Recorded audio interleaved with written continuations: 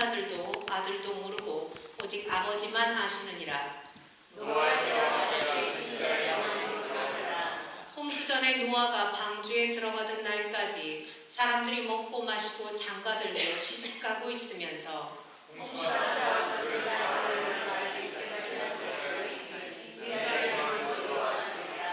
그때 두 사람이 밭에 있음에 한 사람은 데려가고 한 사람은 버려둠을 당할 것이요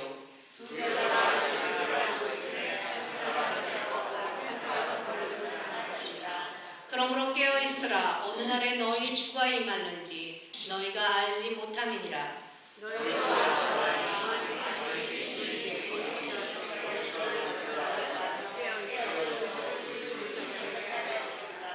이러므로 너희도 준비하고 있으라. 생각하지 않은 때에 인자가 오리라. 아멘.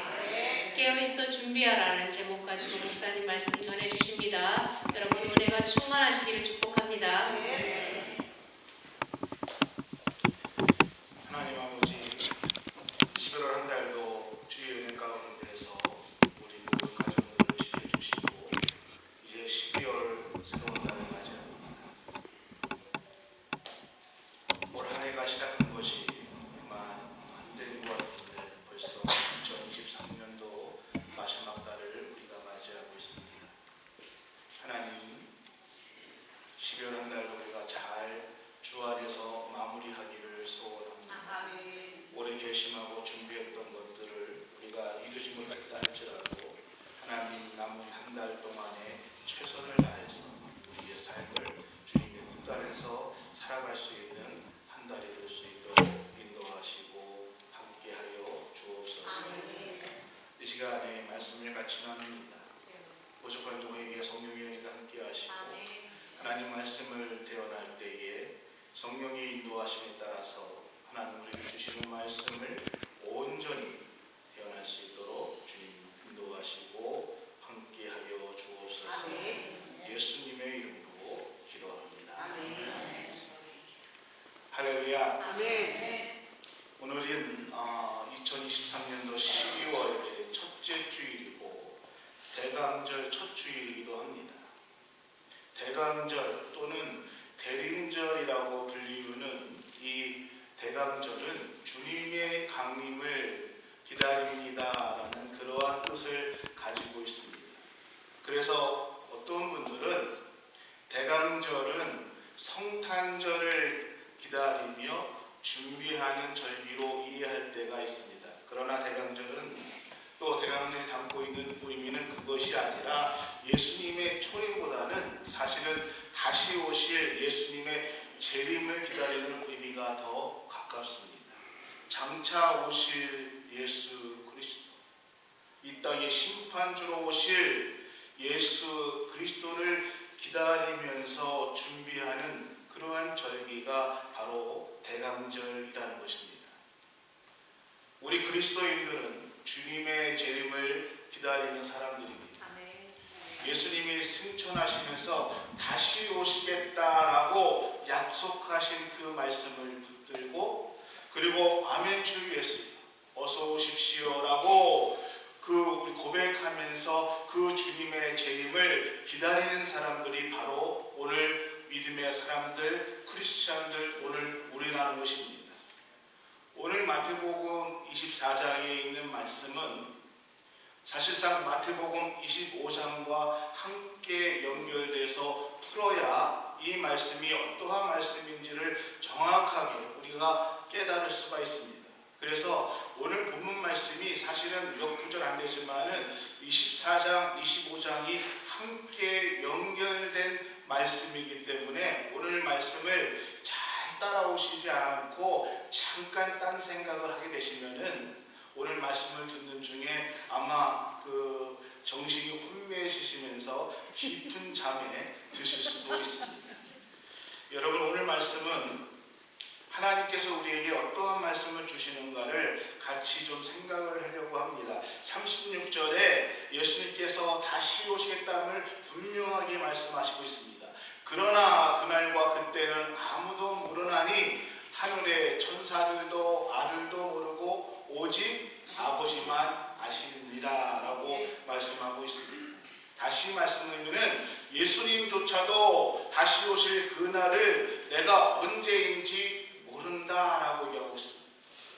오직 하나님 아버지만 아신다라고 말씀하십니다. 단 예수님께서 자신이 다시 오늘 그날에 어떠한 일이 일어날 것인가에 대해서는 분명하게 우리에게 말씀해 주고 있습니다. 40절과 41절에 어떠한 일이 일어났는가 이렇게 얘기합니다. 그때에 두 사람이 밭에 있음에 한 사람은 데려가고 한 사람은 버려둠을 당할 것이다. 두 여자가 맷돌질을 하고 있음에 한 사람은 데려가고 한 사람은 버려둠을 당할 것이다.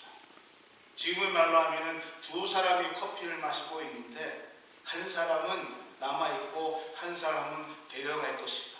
우리 인광교회 좋아하는 스타일로 얘기한다면은 두 사람이 부산에 따로 갔는데 한 사람은 남아있고 한 사람은 올라갈 것이다. 두 사람이 밭에서 한참 일을 하는데 어떠한 일이 일어났다고요? 한 사람은 데려가고 한 사람은 남아있게 될 것이다. 두 사람이 맷돌질을 하고 있는데 한 사람은 데려가고 한 사람은 버려둠을 당할 것이다 라고 말씀하고 있습니다. 이것이 예수님께서 알려주신 재림이 일어났을 때 일어나는 긴박한 상황을 우리에게 말씀해 주고 있습니다.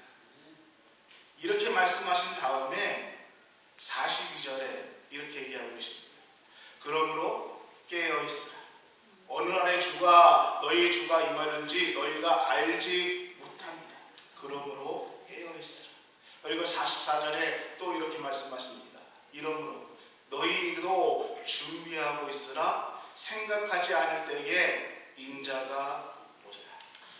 그러니까 오늘 본문 말씀의 주된 줄거리는 예수님께서 다시 오시는데 그날을 아무도 알지 못합니다.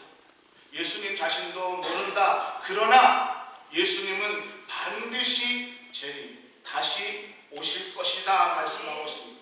그렇기 때문에 예수님께서 다시 오시기 때문에 너희가 그 언제일지는 모르지만은 깨어 있으라. 그리고 준비하고 있어야 한다라고 말씀해 주고 있다는 것입니다. 그럼 여러분 오늘 우리는 이러한 질문을 하고 있습니다. 주님께서 우리에게 깨어 있으라라고 말씀하셨는데 준비하라라고 말씀하셨는데 그러면은 깨어 있는다는 것이 무슨 말씀입니까? 준비해야 된다는데 어떠한 말씀일까? 우리가 문자 그대로 깨어 있으란 말로 이해한다면은 잠을 자지 말고 기다려야 된다는 거죠. 주님이 오실 그날이 언제일지 모르니까 잠을 자지 말고 깨어 있어라 이렇게 해석하면은 어려울 것입니다. 어떻게 우리가 잠을 안 자고 주님이 언제 오실지 모르는데 깨어 있겠습니까? 아마 문자적으로 이렇게 해석될 수는 없을 것입니다. 그렇다면 깨어 있는 것이 무엇일까? 하나님의 말씀을 많이 읽고 암송해야 되는 것일까? 아니면은 우리가 늘 하나님 앞에 기도하는 것이 깨어 있는 것일까? 도대체 깨어 있어라 했는데 깨어 있어야 될 의미가 무엇일까? 그리고 준비하라고 하셨는데 무엇을 준비해야 할까? 예수님께서 그날과 그때는 아무도 모른다고 말씀하시면서 너희는 깨어 있어야 한다. 너희는 준비해야 한다라고 말씀하셨습니다. 그래서 이것이 무엇일까 알려면은 우리가 25장의 내용을 같이 생각해야 한다는 것입니다. 그래서 24장과 25장이 이어집니다. 그래서 주님께서 깨어 있어라, 준비하라 말씀하시면서 25장에 네 가지의 비유에 대해서 말씀하시고 있습니다.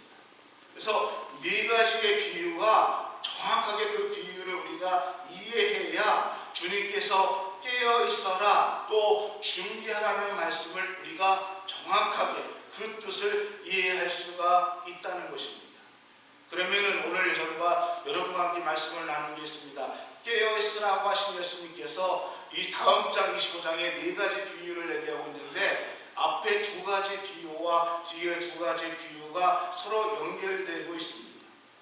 앞에 두 가지 비유의 첫 번째는요, 악한 종의 대한 비유가 나옵니다.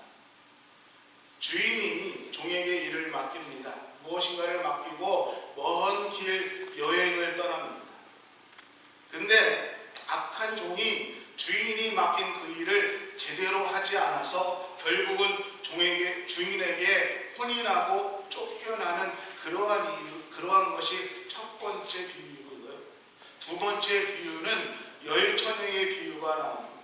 신랑을 맞이하기 위해서 10명의 처녀가 신랑을 기다립니다. 기름을 준비하고 기다리고 있는데 5 처녀가 기름이 부족해서 결국은 신랑을 맞이하지 못하고 쫓겨나는 그러한 얘기가 나옵니다. 그러면서 그 10처의 비유에 대해서 주님께서 말씀하시면서 또 한 번 너희는 깨어 있어라 라고 말씀하신다는 것입니다. 먼저 깨어 있으라는 말씀은 오늘 본문 말씀에 깨어 있으라 라고 얘기하고 있습니다. 주님께서 언제 오실지 모르니까 깨어 있으라 라고 얘기하고 있습니다. 그리고 열처녀의 비유에 대해서 말씀하시면서 주님께서 깨어 있으라 라고 또 우리에게 강조하면서 말씀을 해주고 있다는 것입니다. 그리고 나머지 2가지의 비유는 첫 번째는 달란트의 비유이고요. 두 번째는 양과 염소를 구분하는 비유가 나와 있습니다. 제 이 4가지 비유에 대해서 조금 설명해 드려야 오늘 주님께서 깨어 있으라는 말씀을 우리가 이해할 수가 있습니다. 첫 번째로 종들에게 주인이 어떠한 일을 맡기시고 먼 길을 떠납니다. 그런데 이 종들이요 생각하기를 우리 주인이 먼 길을 갔으니까 그 일을 다 보고 오려면 시간이 오래 걸릴 것이다. 늦게 올 것이다 생각합니다. 그러면서 아주 나중에 먼 시간 뒤에 올 거니까 그냥 주인이 없을 동안에 우리가 우리 식대로 살자. 그러면서 자기들 마음대로 멋대로 살아가다가 주인이 생각지도 않게 너무 일찍 돌아왔습니다. 그래서 그들은 자기 마음대로 살다가 결국은 그 주인에게 혼나고 쫓겨나는 그러한 일들을 당했다는 것입니다. 자신들이 생각하지도 못한, 자신들이 예상하지도 못했던 그 시간에 주인이 돌아왔습니다. 이 비유가 우리에게 무엇을 말씀하시는가? 종들이 쫓겨났다는 것이 아니라 종들이 주인이 늦게 올 것이다. 먼 길을 간 주인은 늦게 오고 더디 올 것이다 라고 생각하며 살았다라는 것을 우리에게 말씀해 주고 있다는 것입니다. 두 번째 비유는 열처녀의 비유입니다.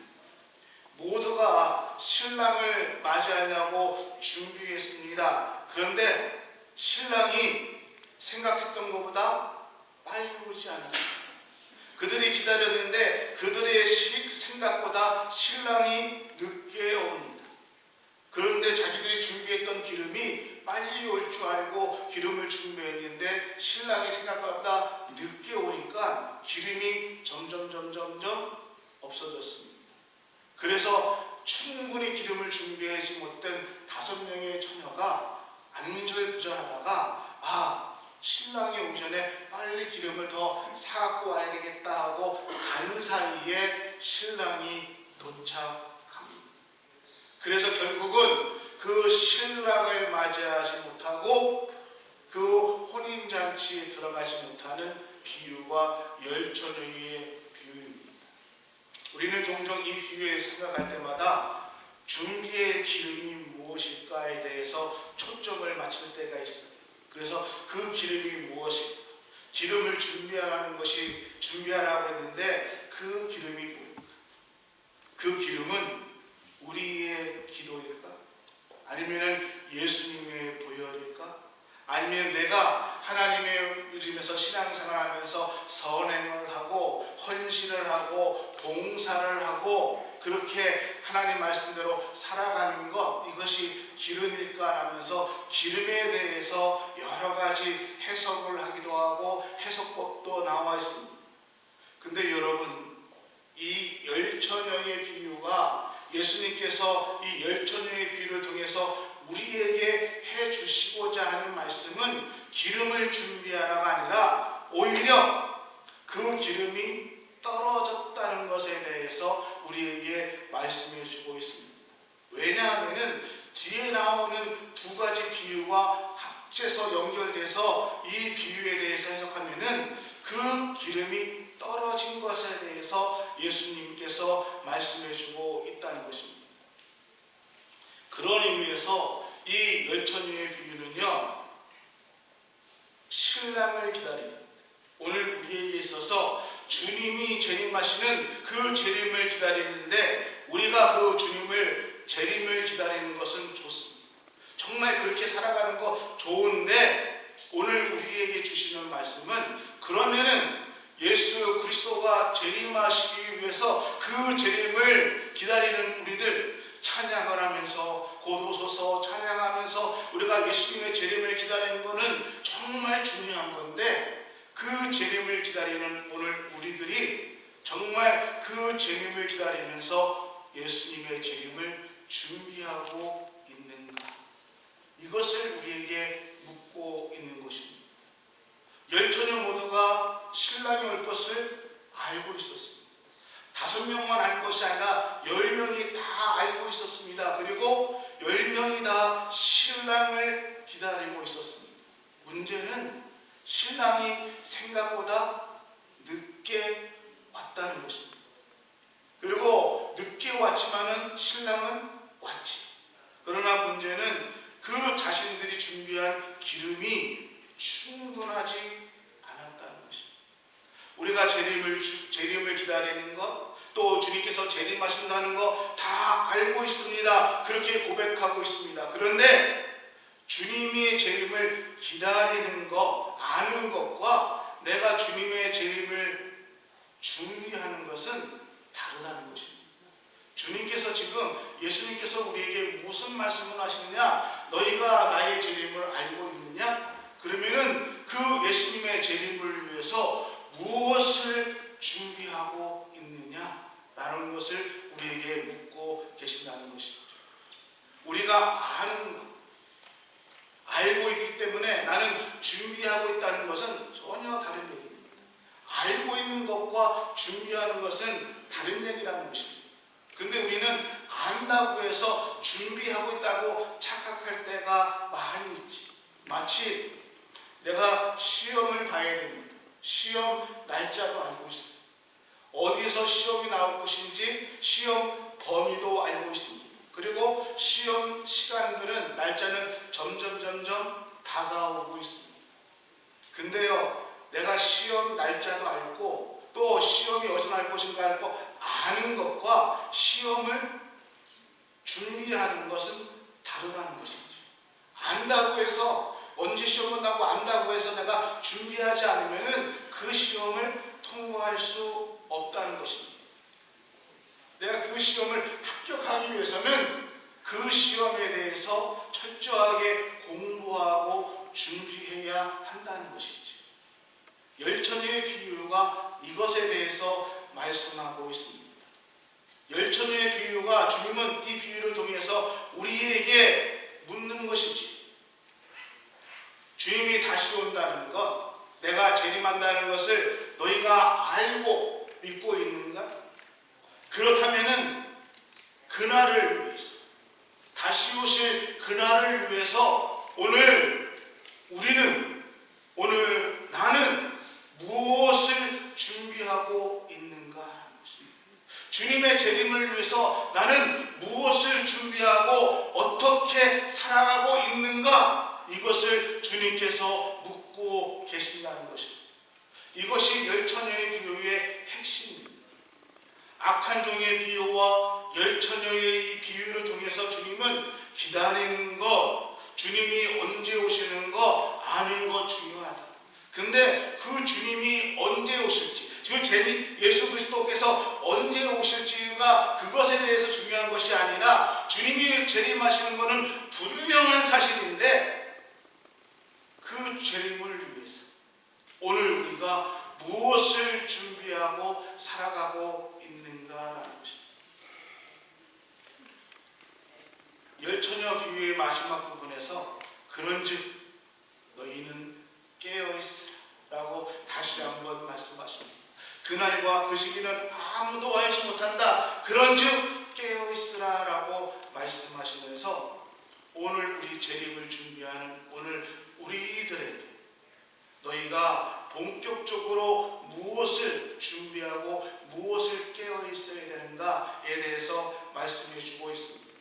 그래서 두 가지 비유에 대해서 얘기하고 있습니다. 앞에 두 가지 비유에 대해서는 정말 너희가 깨어있어야 되는 건데, 그러니까 주님이 언제 오실까요? 이날 올까요? 전날 올까요? 1년 뒤에 앞으로 언제, 이것이 중요한 것이 아니라 주님이 오신다는 것이 중요한 것이고, 그 주님이 오시는 날에서 우리가 준비해야 되는데 무엇을 준비해야 되는가 하면서 세 번째, 네 번째 두 가지 비유를 더 말씀하시는데, 하나가 달란트의 비유입니다.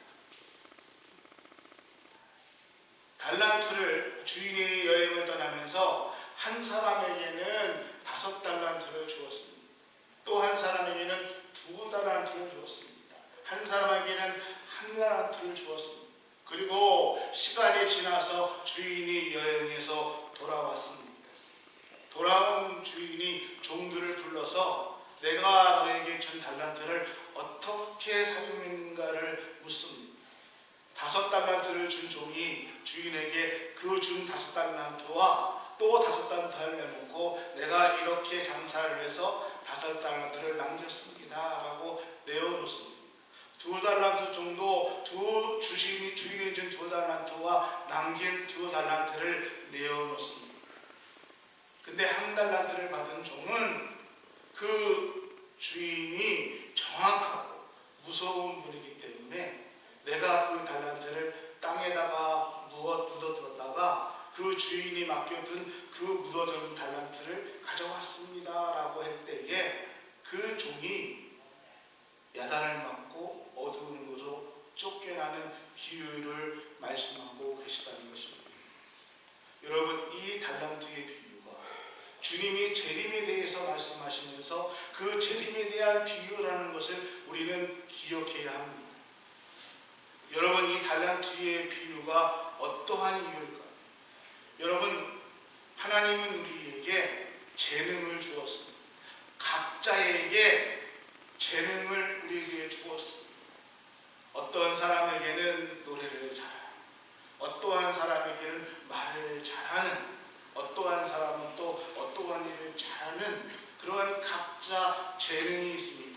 달란트가 있었습니다. 그것이 주님께서 우리에게 주셨습니다. 그런데 그 주신 재능, 달란트를 주님께서 다시 오셨을 때에 그것을 우리에게 계산하신다는 것입니다. 우리에게 주신 재능, 우리에게 주신 달란트를 네가 어떻게 사용했는가, 그 재능을 가지고 무엇을 하며 살아왔는가를 우리에게 물으신다는 것입니다. 나에게 주신 그 재능을 가지고, 그 달란트를 가지고 네가 어떠한 열매를 맺었으며 네가 어떻게 살아왔는가를 주님께서 다시 오셨을 때에 우리에게 물으신다는 것입니다. 그런 의미에서 오늘 우리가 주님의 재림을 준비한다는 것을 생각해야 된다는 것입니다. 하나님께서 나에게 재능을 주셨습니다. 하나님께서 나에게 능력을 주었습니다. 하나님께서 어떠한 의미에서 나에게 물질의 풍성함도 주실 수도 있고요, 어떠한 의미에서 하나님께서 나에게 건강을 주실 수도 있고요, 또 남들보다 지식과 지혜의 은혜를 주실 수도 있고, 나에게 명예를 또는 어떠한 힘을, 권능을 주셨을 수도 있습니다. 그러면 하나님께서 우리에게 주신 그것을 가지고 나는 무엇을 했고 무엇을 하며 살았는가라는 것을 주님께서 우리에게 물어보시는 날이 오실 거라는 것입니다. 나의 주신 걸 가지고, 나의 재능을 가지고, 그 소유를 가지고 어떠한 이익을 남겼는가, 주님께서 나에게 주신 그 재능을 가지고 내 삶 속에서 어떻게 그 일을 하며 그 재능을 활용하며 살았는가를 우리 주님께서 물어보신다는 것입니다. 이어지는 또 하나의 재림에 대한 비유가 사람들을 오른쪽과 왼쪽으로 나누는 양과 염소의 비유입니다. 그 구분하는 방법에 대해서 주님께서 말씀하십니다. 내가 줄였을 때에, 내가 목마랐을 때에 너희가 먹을 것을 주었다. 나에게 물을 주었다. 내가 헐벗었을 때에 나에게 옷을 비워 주었고, 내가 병들었을 때에 나를 돌보아 주었고, 옥에 갇혔을 때에 나를 돌보았다라고 얘기해 주십니다. 그때 사람들이 말하지요. 아, 주님, 내가 언제 그렇게 했습니까? 언제 우리가 주님 앞에 그렇게 했습니까? 할 때 예수님께서 지극히 작은 자에게 한 것이, 지극히 작은 자에게 한 것이 나에게 한 것이다 라고 말씀하고 계시다는 거죠. 여러분, 이 비유에는요, 재림하신 주님께서 우리를 판단하실 때, 우리를 나누실 때에 어떻게 할 것인가에 대해서 말씀해주고 있다는 것입니다. 나에게 하나님께서 여러 사람을 만나게 하셨습니다. 지금도, 과거에도, 앞으로도 우리는 이 땅에 살아갈 동안에 여러 사람들을 만나게 될 것입니다. 그때 주님은 우리에게 물으신다는 것이죠. 그 사람들과 너는 어떠한 관계를 맺으면서 살았고, 그 사람들을 어떻게 대하며 살아왔는가를 우리에게 물어보신다는 것입니다. 많은 경우 우리 본문을 보면서 이렇게들 얘기하죠. 저도 그렇습니다. 우리 주위에 가난하고 힘들고 어렵고 병들고 외로운 사람들을 도와주는 것입니다.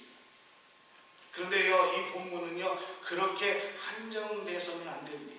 좀 더 넓게 보셔야 됩니다. 왜요? 주님의 재림에 관한 얘기가 들어있기 때문입니다. 그러니까 이 본문을 읽으면서 우리는 조금 더 넓게 보아야 된다는 것이죠. 지금까지 내가 만나는 사람들을 어떻게 만나왔고, 어떠한 관계를 맺었고, 그 사람들을 어떻게 대하며 살아왔는가?